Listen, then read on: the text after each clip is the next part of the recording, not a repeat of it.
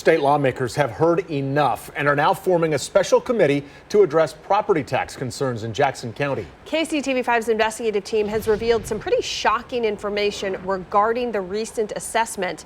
Investigative reporter Angie Racono is here now to break down this new development.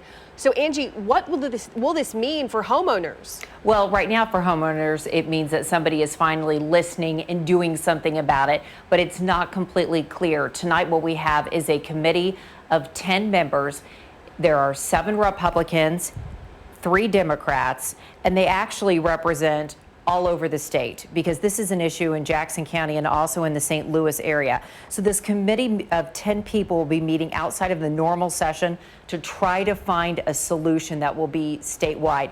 Representative Robert Sauls from Independence is on the special committee. He's concerned about people on fixed incomes and seniors being able to pay for appraisals and fill out all of those forms. It's honestly tough to fight an assessment, and he's concerned that overall these assessments are flawed to the point where there needs to be an overall solution.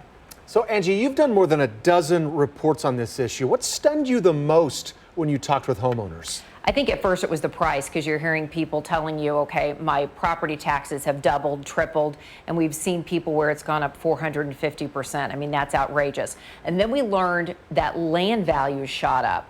Not all over, in some areas, and then even within neighborhoods, you see some lots going up and not others. That grabbed our attention.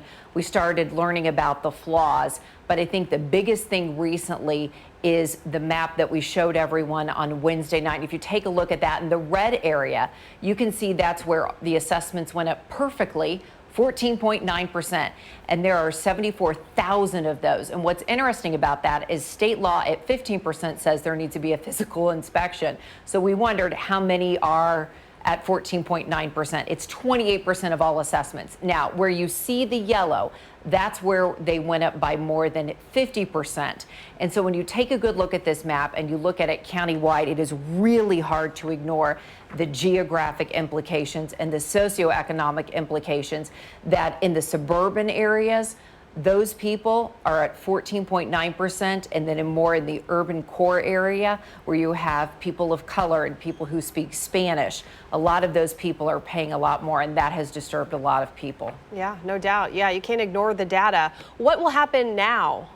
There's a couple of things. So you've got the class action lawsuit, and then today you also had a temporary restraining order that was filed. They're asking a judge to step in and to stop everything. So the courts are involved. Now tonight you also have state lawmakers saying, hey, we're going to look for a solution. And then of course you have Preston Smith. He is the data expert for Blue Springs. He's not appealing his bill or his taxes at all, but he is working on a solution for strangers, trying to come up with a plan to solve this. But honestly, if you are a homeowner and if you do not agree with your assessment, if you feel it's too high, you should probably cover your bases and you should appeal. And the deadline is July 29th. We will keep you posted on everything, though. Yeah, we know you'll stay on top of this. Thank you, Angie, for all your reporting on this.